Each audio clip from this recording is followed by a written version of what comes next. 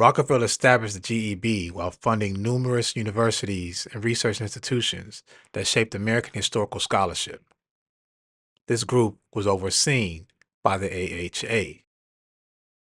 He invested millions in medical schools and public health initiatives, all heavily influenced the Flexner Report of 1910, which again restructured medical education and shut down non-scientific medical schools.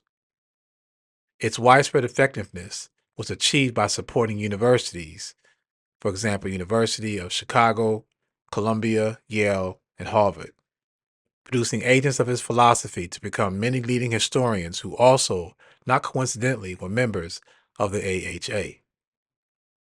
His philanthropy dictated how curricula and historical narratives were shaped, resulting indirectly how history was influenced and taught in schools and universities.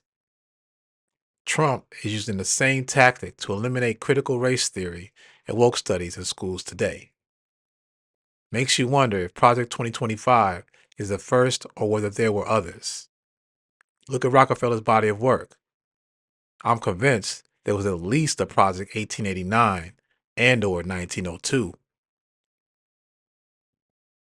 The William Dunning School. The Dunning School was named after William Archibald Dunning, a Columbia University historian. He claimed that Reconstruction was a failure due to the political participation of Black people.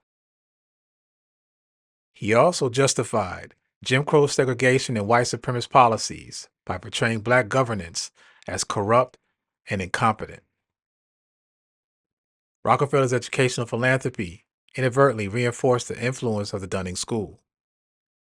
With GEB, who also funded public schools, particularly in the South, with some educational materials promoting a narrative sympathetic to white Southern interests, in other words, slavery, aligning with Dunning School's racial ideology perspectives, justifying segregation and white supremacy.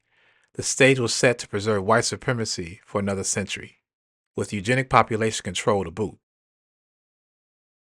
Rockefeller did not directly create or fund the Dunning School, but his philanthropic contributions, particularly in history and social sciences, helped create the academic environment in which the Dunning School's ideas thrived. His financial support, helped standardize graduate history programs, indirectly allowing Dunning's influence to spread.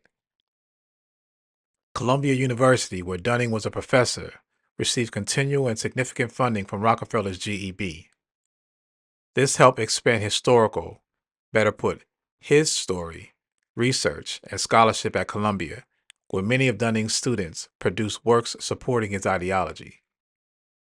These students were fictitious histories of the aftermath of the Civil War, supporting white supremacy of Jim Crow, and plantation owners telling stories that racist violence was necessary during Reconstruction of 1863 to 1877, and that Powhatists were undeserving of political rights. They went on to influence entire professors at prestigious colleges and universities, the likes of Yale, Dartmouth, LSU, Ohio State, Smith College, University of Kansas, University of Chicago, University of Wisconsin, and the University of Texas, where they professionalized the writing and teachings trained in the Dunning School's methodology. His reach expanded even into Africa, where he financed $1.5 million to James Henry Breasted to try and cover up the fact the original Egyptians were Black people by first going to Egypt to try and excavate a white presence.